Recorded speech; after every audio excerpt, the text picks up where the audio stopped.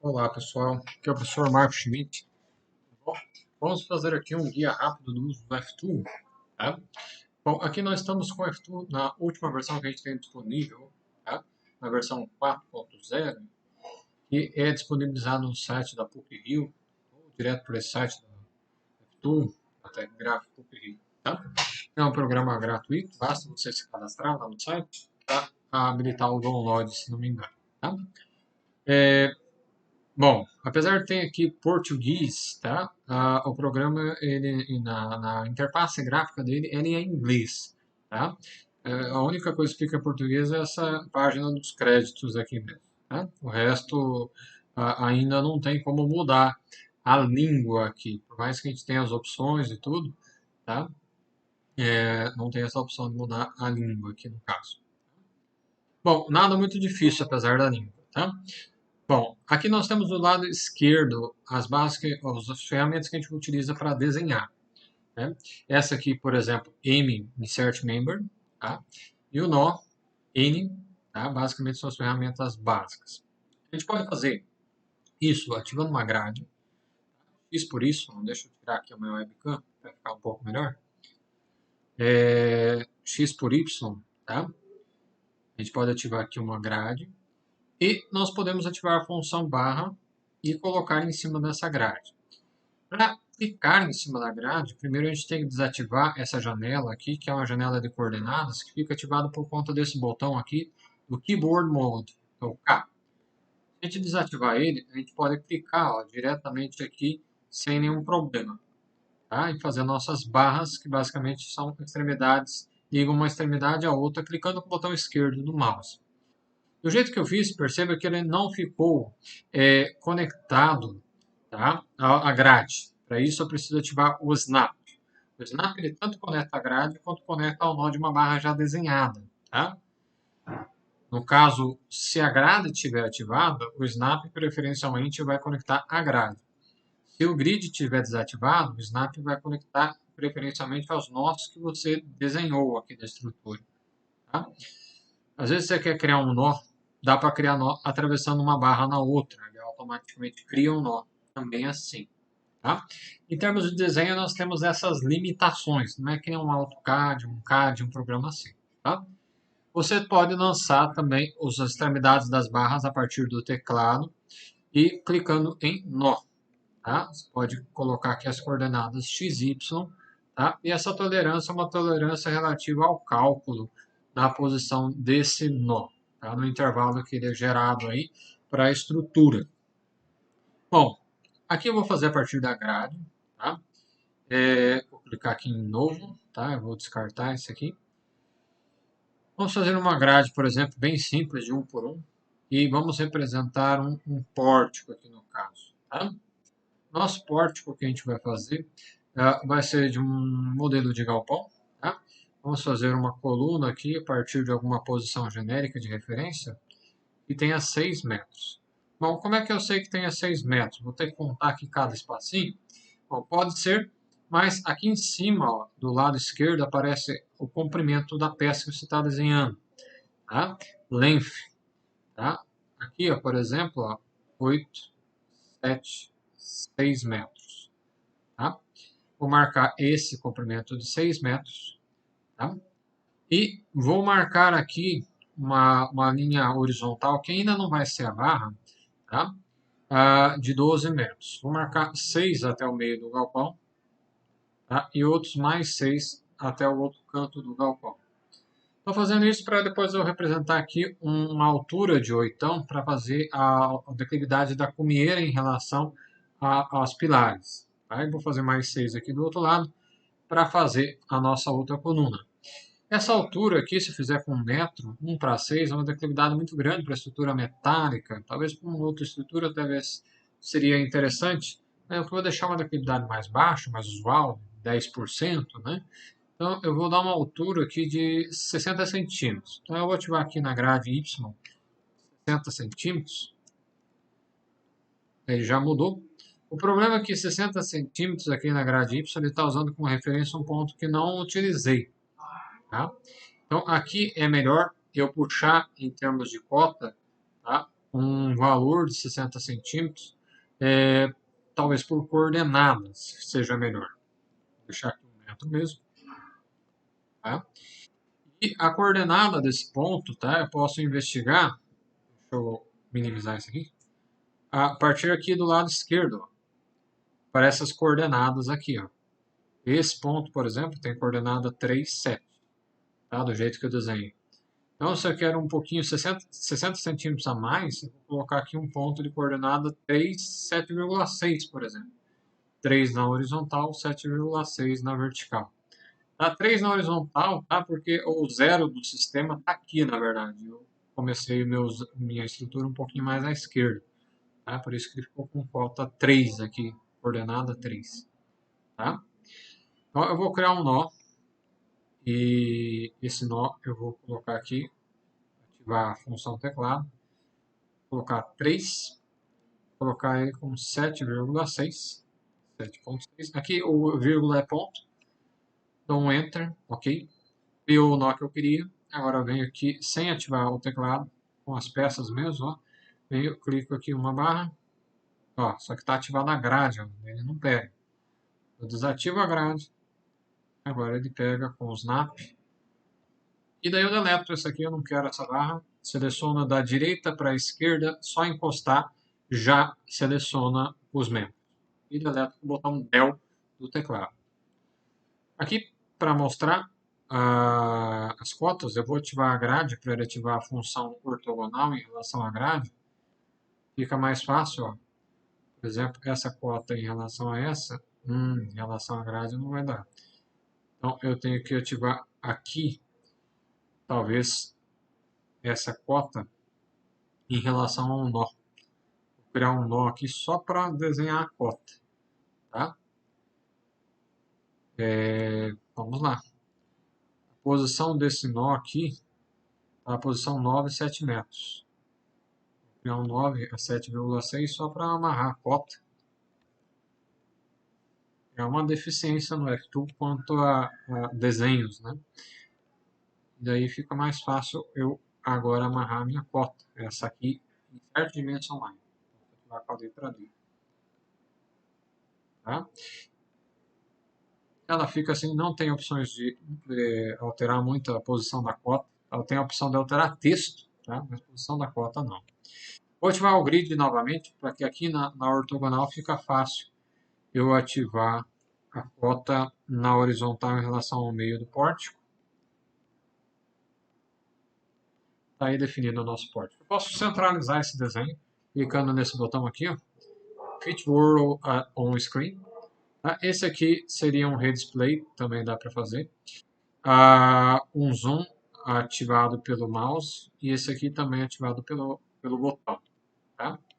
Esse ativado pelo mouse você dá pela janela. E quando você perde aí a estrutura, você pode apertar aqui no botão 1, ele volta a estrutura encaixada nos limites da borda da janela ativa. Tá?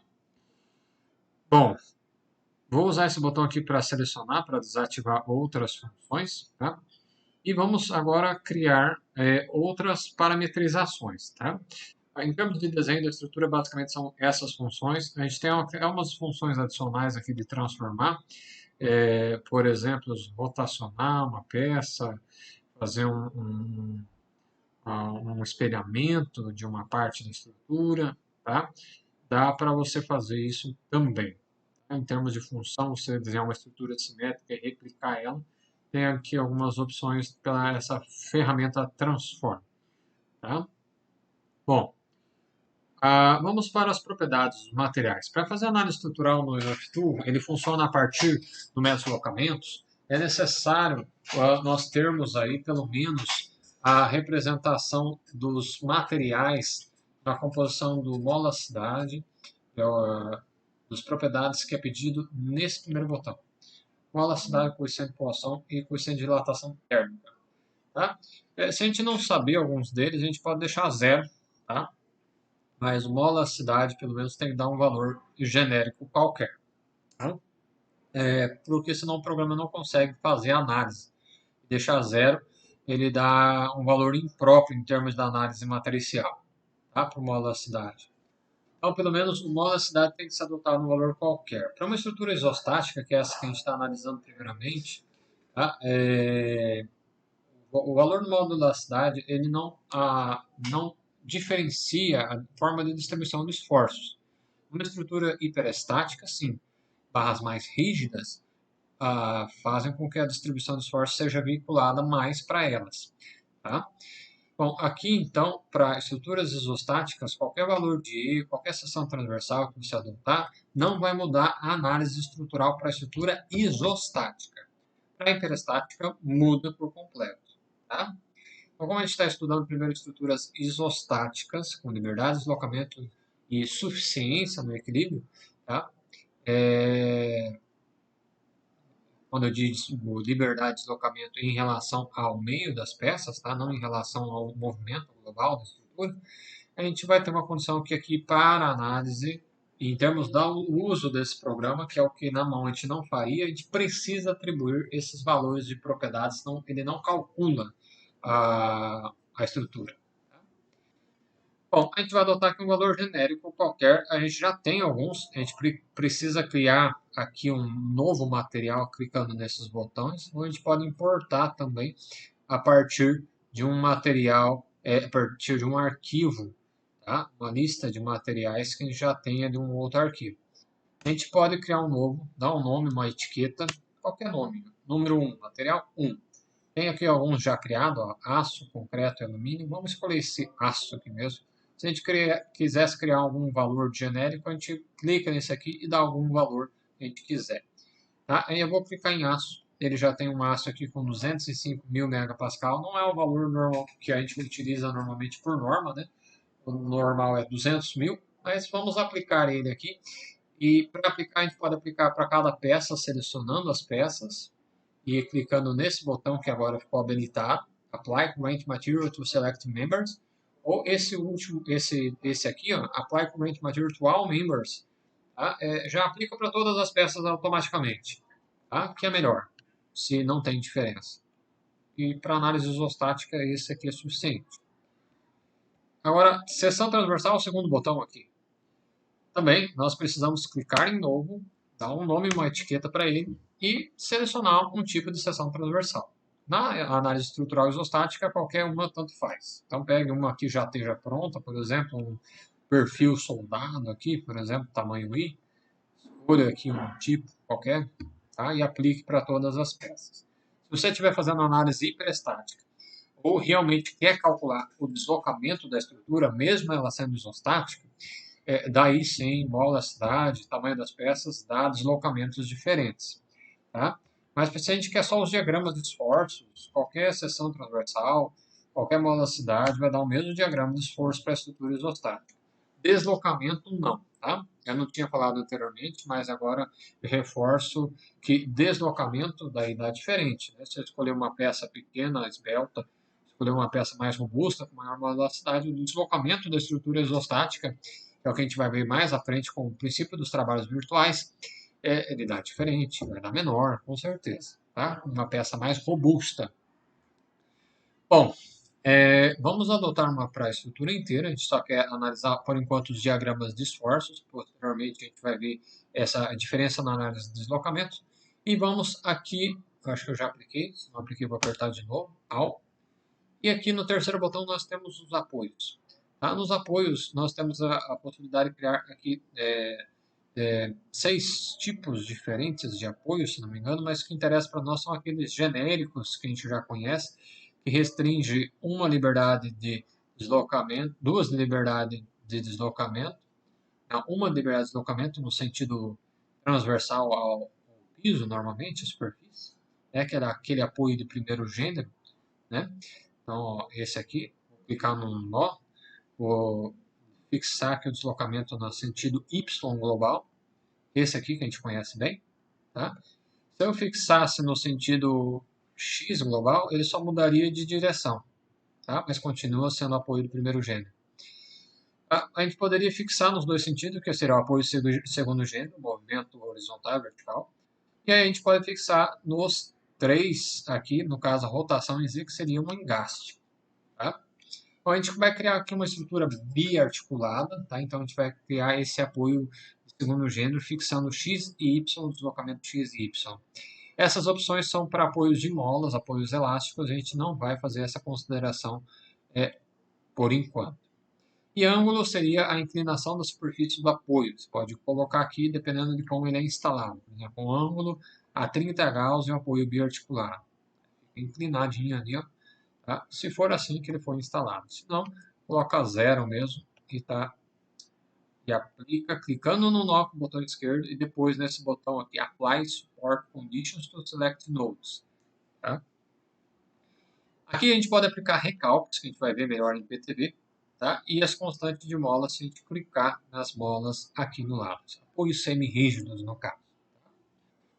Bom, eu vou clicar no outro nó e aplicar essas mesmas condições clicando nesse botão. Tá? É assim que a gente aplica apoios. Bom, fez a aplicação do apoio. Tá? Na análise aqui bidimensional, ele considera que a estrutura ela está convenientemente estável, tá? No plano tridimensional. Então, ela não tomba lá para trás ou para frente. Ele está considerando que ela é estável, a gente só vai analisar o equilíbrio no plano mesmo. Próximo botão é rótulos. Aqui a gente vai inserir uma rótula entre dois membros. A gente pode inserir de forma nodal, onde ela rotula todos os membros naquele ponto. Clica no nó, ativa a rótula nodal, ou Articulate All Members at a Node, e pronto. Ou a gente pode ativar rótulas que elas só ficam ativadas de uma forma que as extremidades ficam ativadas, mas não todas as peças. Tá? Bom, nesse caso de pórtico, onde basicamente só tem uma barra de cada lado, tá? Não vai dar grande diferença isso, mas se a gente ativasse essa função, ficaria alguma coisa mais ou menos assim. Ela fica articulada na extremidade e a outra não fica no meio da barra. A gente vai ver que para outros pórticos isso tem uma diferença, principalmente para vigas biapoiadas entre colunas, por exemplo. Vamos imaginar que eu não queira essa solução. Tá? Vou articular aqui todos os membros. Vamos imaginar que eu quisesse desenhar, por exemplo, uma viga aqui intermediária. Vamos desenhar bem intermediária. Vamos deletar essa, vou fazer bem no meio. Depois que você deleta um membro, tem que lembrar de deletar os nós também. Seria interessante, senão ele fica marcando o esforço nessas nós desnecessariamente. Eu vou fazer uma aqui a exatamente 3 metros. Tá? Uma viga de piso. E eu não quero que a vinculação dela seja contínua. Do jeito que está aqui, a vinculação dela é contínua. Tá? Para eu dizer que ela está só biapoiada na coluna, como se fosse um consolo, aí eu vou aplicar essa configuração de rotulada das extremidades e aplicar na barra. Nesse caso, a coluna passa contínua e a viga passa de forma articulada aqui. Tá? Esse tipo de estrutura, em termos de esforços, não dá para a gente calcular na mão sem o método de cálculo a partir daí de compatibilidade de deslocamentos, tá? Por conta de aqui formou um circuito fechado e isso gera uma indeterminação dos esforços pelo método das seções, tá? Bom, eu vou deixar ela por enquanto aqui só para a gente verificar como ela fica no programa, tá? Mas não que a gente vai calcular nesse primeiro momento em mecânica das estruturas, tá? Bom, essa quinta função seria para a gente restringir ou liberar tipos de deformações. Bom, o membro que tem todas as deformações seria a gente ativar aqui a deformação por cisalhamento, deformação por esforço axial, o esforço normal, e a deformação por momento vetor. Essa deformação por cisalhamento, a gente vai ver mais adiante, que ela é pouco significativa. Então, o programa já até atribui ela de forma a não considerá-la. Tá? Mas se você quiser um resultado mais preciso, você pode considerar ela. Em alguns casos, modelos mais simples, quando a gente compara também com cálculos, peças que têm bastante rigidez, a gente pode ativar essa função e ele considera que nenhuma deformação vai ser atribuída para aquele elemento. Então, ele é indeformável. Tá? Por exemplo, elementos conectados a lajes, tá? Podem ser consideradas assim, que simulem o comportamento de um material, de uma peça indeformável da estrutura, comparado ao nível de esforço que está sendo analisado. Bom, eu vou deixar o padrão aqui, tá? E ativar a função de cisalhamento também. Tá? Eu vou aplicar para todos os membros. Nesse caso aqui não tem aquela função AL, tá? Eu tenho que selecionar tudo e aplicar aqui. É obrigatório fazer isso, professor? Não. Eu ativei a função de aceleramento. Sem a função de aceleramento, a gente pode fazer um antes e depois para ver se tem muita diferença sem ou com o aceleramento. Tá? Para barras muito compridas, normalmente a flexão é mais dominante. E aqui as cargas. Ó. Cargas concentradas, cargas de momentos nas extremidades. Tá? Essas cargas de momentos nas extremidades é mais comum como forma de procedimento de cálculo. Na prática, o momento numa extremidade, numa estrutura, em termos de aplicação, ela é um pouco mais restritiva. Tá? Pode ser um momento de uma extremidade transmitido a partir de uma laje para uma viga? Pode ser. Tá? Mas em termos de existência natural desses momentos numa estrutura, é bem mais raro. Tá? Então a gente vai usar, bom, a gente nem vai usar essa função. A gente vai usar as cargas distribuídas uniformes, mas também tem aqui as lineares, se forem necessárias. E cargas térmicas, tá? Que no caso aqui só tem a opção de criar cargas térmicas uniformes. Também temos cargas dinâmicas, tá? Cargas de trem tipo. A gente não, cargas de móveis, na verdade, tá? De trem tipo. A gente vai aqui usar casos de cargas distribuídas para simular o peso próprio da estrutura e uma carga nodal para representar o desaprumo. Eu vou aplicar elas no topo da coluna, no caso representando o peso da coluna e a força horizontal do desaprumo. Vou clicar aqui em novo, vou dar um nome para essa carga, carga número 1. Vou simular aqui, o certo seria simular a partir do valor da carga gravitacional, a força do desaprumo, né, a partir de uma área de influência, a força vertical, né, sobre esse pórtico. Aqui eu vou jogar um valor genérico, mais ou menos baseado aqui no peso dessa coluna. Vou jogar aí, por exemplo, em torno de 1 kN por metro, tá? 100 kg por metro, 6 kN no total, e mais uma carga horizontal de desaprumo de 1 kN, por exemplo. Então, 6, vou colocar vertical, se eu colocar positivo, ele vai colocar para cima, que é o sentido global do programa, então vou colocar negativo, e vou colocar um para a direita. Aí a carga de desaprumo tanto faz para a esquerda ou para a direita, você testa o que for mais crítico para a sua estrutura. Aqui, como é simétrico, eu vou colocar ambas para a direita. Vou aplicar tanto nesse nó quanto para esse nó, porque as colunas são idênticas, e vou mandar aplicar. E vou colocar uma carga distribuída para cobertura e outra para o piso, por exemplo. Tá? Vou criar duas, então. Vou lá em Uniform Loads, vou criar duas cargas aqui. Aperto nesse botão, crio a carga número 1. Tá? Aqui a etiqueta número 1 não se confunde com a etiqueta número 1 de carga concentrada. São etiquetas diferentes. Tá? O programa entende assim. Bom, aqui na carga concentrada a gente pode criar na direção global e a gente tem a opção também de criar na direção local, tá? Na orientação da peça. Por exemplo, quando a gente quer criar uma carga distribuída perpendicular, a gente clica aqui a partir da direção local. Tá?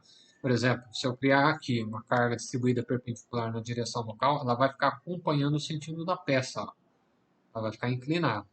Bom, eu não quero isso, na verdade. Tá? Eu quero criar como se fosse uma carga gravitacional, vertical. Então eu vou clicar em global. Tá? Perceba que ela ficou em pé na direção Y. Tá?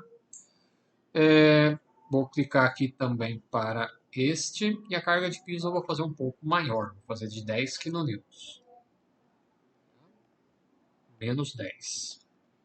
E aplicar, clicando na barra com o botão esquerdo e depois apertando nesse botão. Apply Uniform Load to Select Members.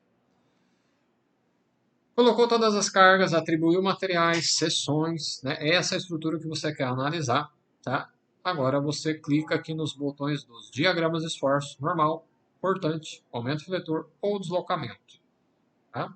Vamos clicar aqui em normal.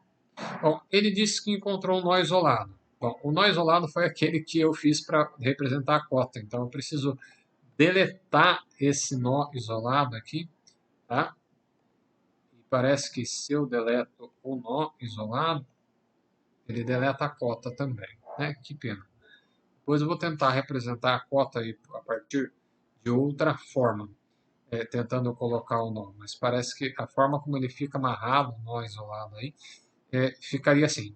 Então isso me obriga a desenhar a cota aqui a partir do teclado. Tá? Por exemplo, amarro aqui a partir da coordenada do teclado. Sei que isso aqui é o ponto de 7 em Y e 9 em X. Então, eu vou criar a cota partindo desse para 9 em x e 7 em 6. Poderia ser assim.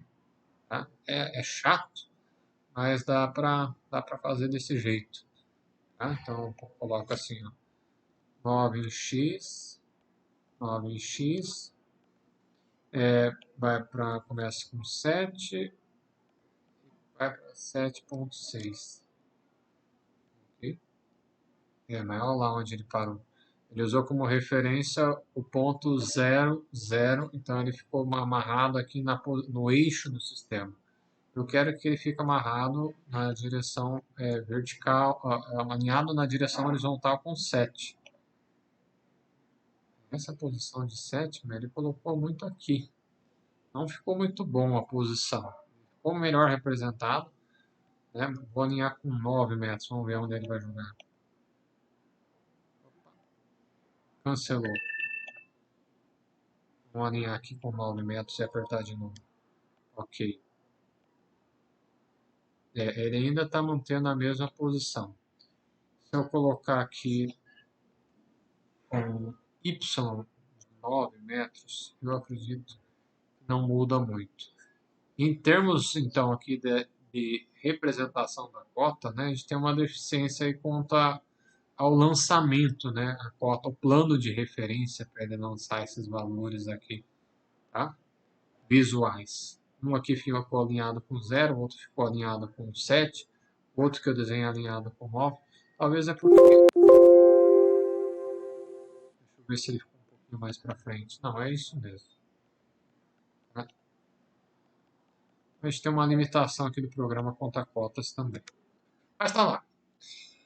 Bom, e vamos apresentar aqui a nossa análise. Ah, tá. Algum membro eu devo ter deletado e criado sem querer, com a viga, né, no caso, e não apliquei todos os materiais. Vou aplicar aqui todos os materiais e agora sim. Tá?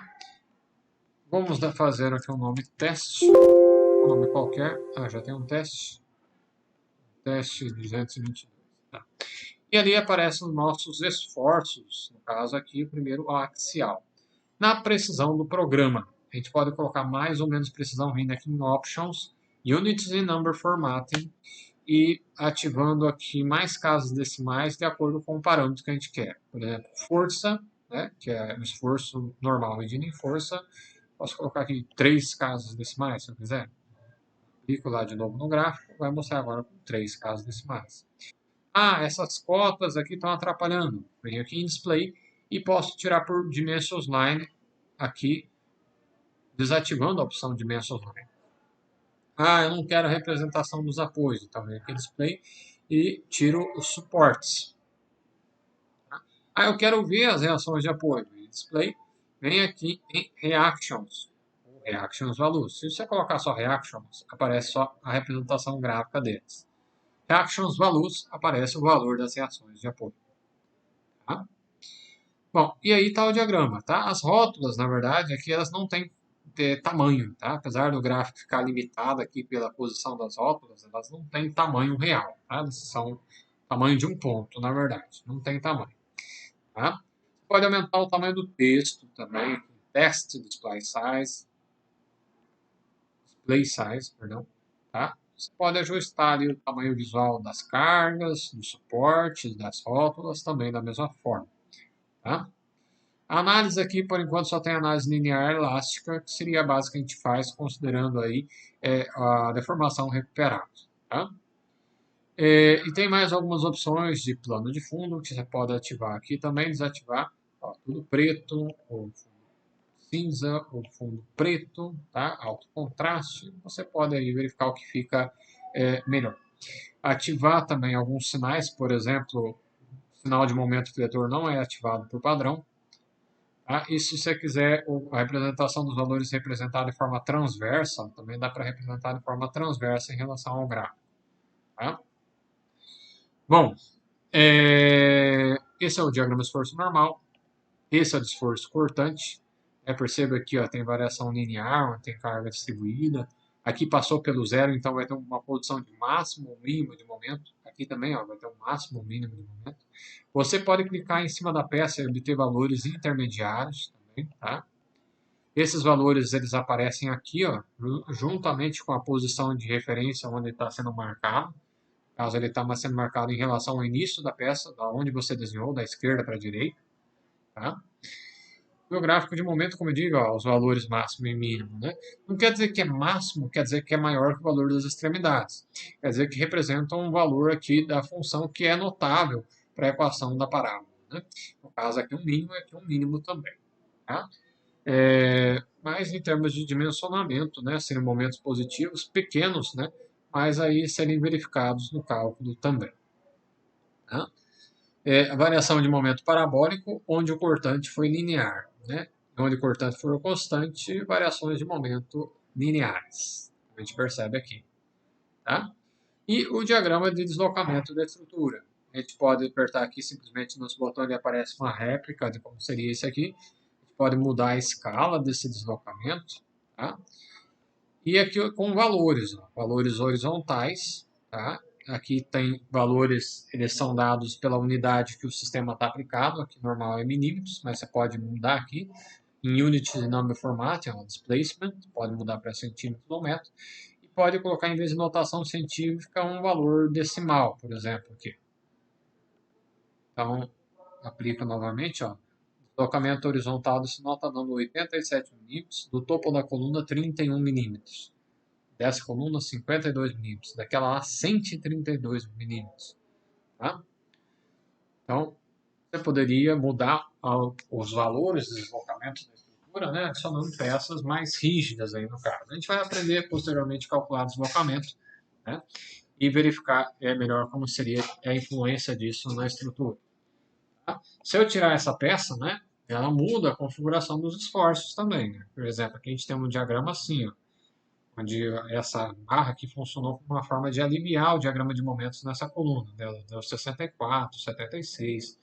Se eu tirar essa barra, já tem uma outra configuração de esforço. Por exemplo, ó, vou mandar recalcular. Já deu 76, 88, deu maior. Né? Não ficou tão distribuído aqui. Deslocamentos deu maior. Né? Uma estrutura isostática de verdade, tá? Aquela lá já era hiperestática por conta daquela viga. Tá? E aqui, no caso, ela ficou isostática. Tá? Então, a gente tem deslocamentos aí mais significativos na estrutura isostática. De forma geral, seria isso. Tá? O tutorial para uso aí do F-Tool, as principais funções. Não esqueça de salvar. Tá? Você pode colar essas informações, tá? Simplesmente clicando uma vez com o botão esquerdo, dando um Ctrl+C. Você pode colar, por exemplo, no arquivo doc, tá? Em branco, ou qualquer tipo de arquivo, dando um Ctrl+V, tá? Ele vai copiar aí de acordo com o sistema de background que você colocou e de acordo com o tamanho da tela que está ativado atualmente, tá? Por exemplo, se você tivesse assim, ó, a tela assim, bate um Ctrl+C, ele vai copiar do jeito que está lá na tela, tá vendo? Vai ficar cortado também, tá? Então, isso dá para ativar, ele vem aqui como um arquivo e no caso ele pode ficar conectado ou não com aquele arquivo, tá? Depende da forma como você exporta. O Ctrl+C com o Ctrl+V basicamente é uma figura, tá?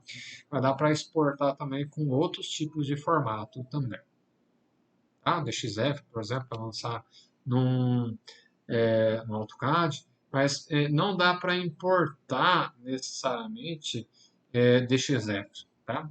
Então é uma limitação do F-Tool, não dá para importar DXFs, tá? Tem que lançar aí na mão mesmo, ok? No mais, agradeço aí, fiquem com Deus, tá? E até mais, pessoal.